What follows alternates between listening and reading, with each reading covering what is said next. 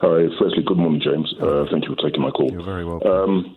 I was, like many other people, I was following the trial daily. Yeah. And the first week, I had no words. When the sheer brutality, minute by minute, I couldn't take it. On the 30th of May last year, James, I was in Trafalgar Square with thousands of people.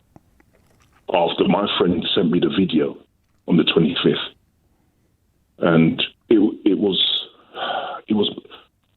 slow motion, just over and over again. So that palpable PTSD, you call it re-traumatizing all over again. That's what every black person that I've spoken to who followed this case closely is traumatic.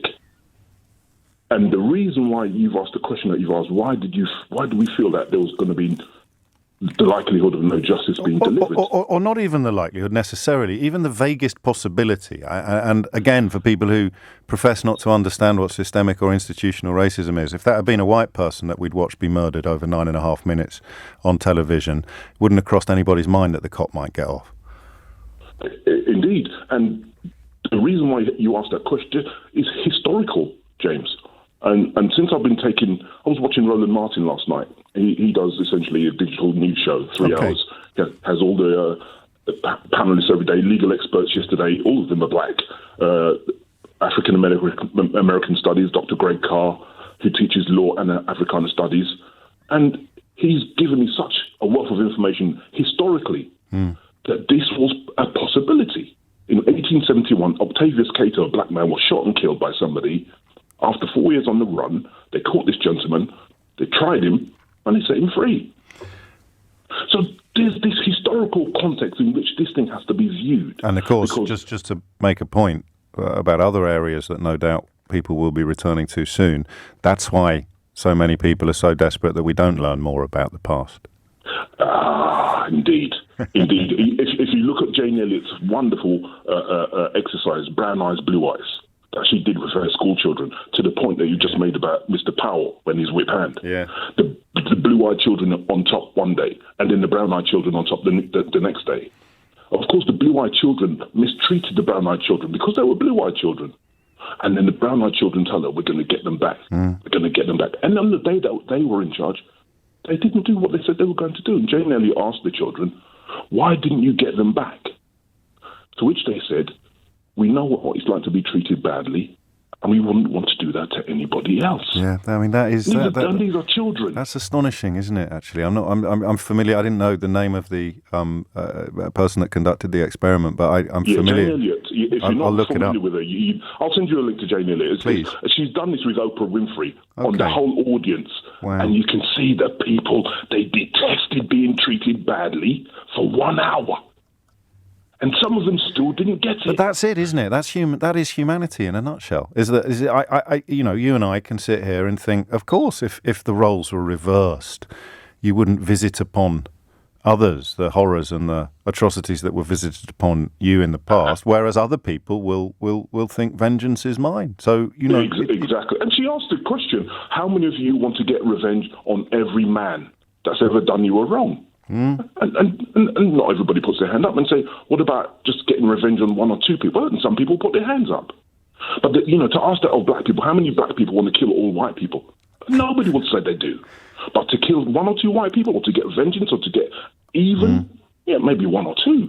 But we don't have the capacity, the energy to want to be. That is the fear, and I apologise. Well, I don't apologise. I'm a little bit embarrassed. It took me so long to realise, but I'll take the better late than never defence. And so, I mean, it's a simple answer to a complicated question. Well, it's not actually a complicated question. Why did? And obviously, I'm white, so why did I feel doubt, fear, because it is essentially in different guises and at different times. Derek Chauvin has got off before.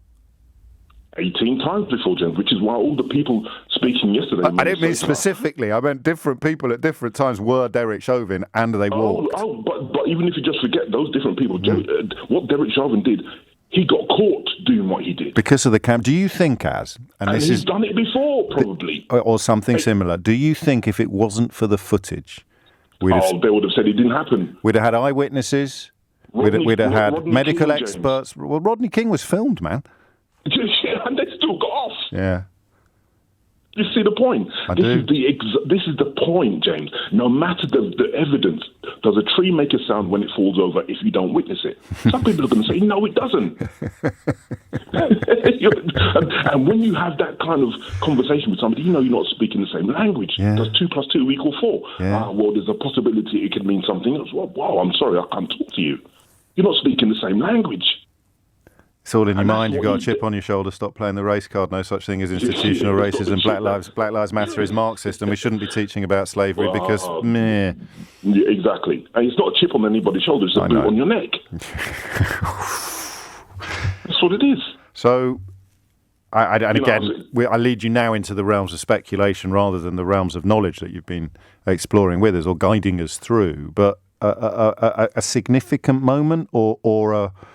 It's a step, James. Just as I was listening to Roland and he was talking to all the experts, he was speaking with Senator Amy Klobuchar. He had to interrupt her to go to Vice President Harris and President Joe Biden on his show because, he gets everybody. They're all experts. I'm going to have to check this out. At the end of his 3-hour show, James, he said, I'm just receiving news. A 16-year-old black girl has been shot and killed by police. Christ. Nakia Bryant, 16 years of age, shot last night in Columbus, Ohio. You're just like, okay, back to normal.